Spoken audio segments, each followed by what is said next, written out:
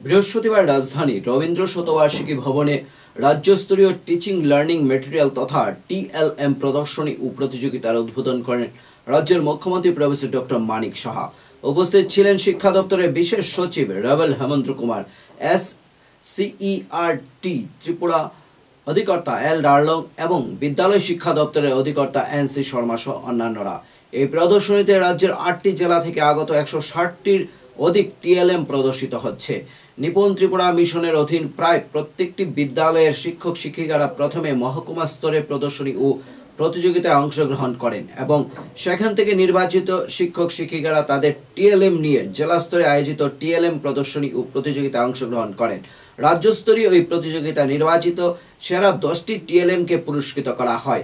এর মধ্যে রয়েছে 5টি ভাষাগত এবং 5টি গণিতিক বিষয় টিএলএম।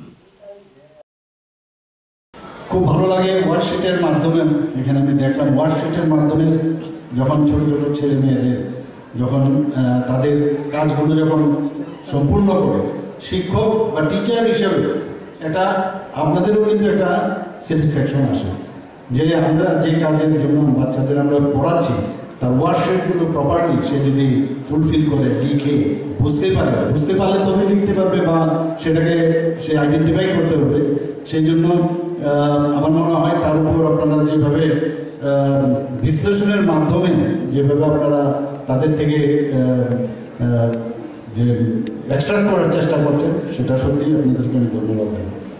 এবং এখানে টিচিং যে লার্নিং ম্যাটেরিয়াল বিভিন্ন শ্রেণীকক্ষে আপনারা, আমি যা বুঝি আমাদের সময় তো স্কুলের ভিতরে এই ধরনের টিএলএম যে আপনারা যে প্রদর্শনী আজকে দেখিয়েছেন সেগুলো যদি ক্লাসের ভিতরে থাকে তাহলে তো অদ্ভুত বিষয়। একটা ক্লাস মনে হবে যেন আমি বাড়িতে আছি, ঘরের রুমের ভিতরে ঢুকে মনে হবে মানে অ্যাট হোম। তো এই যে একটা এনভায়রনমেন্ট, সেই এনভায়রনমেন্ট এই টিএলএমের সেখানে যদি আপনারা নিপুণ কর্নার নামে আপনারা বলেছেন সেখানেও যদি আপনারা এই বিষয়গুলো রাখছেন সত্যিই ভালো লাগছে।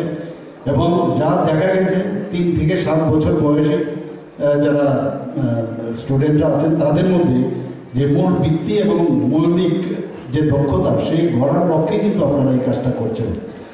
এখানে গ্রেড 2 স্তর পর্যন্ত শিক্ষার্থীরা যখনই টিচার একই আছে, ভালো টিচার, পড়াশোনায় খুব ভালো, ওনার একাডেমিক কেরিয়ার যদি আমরা দেখি একের সময় দেখি খুব সাংঘাতিক স্কলার ব্যক্তি, কিন্তু ক্লাসের ভিতরে গিয়ে অনেকে আমরা যে স্টুডেন্ট হিসাবে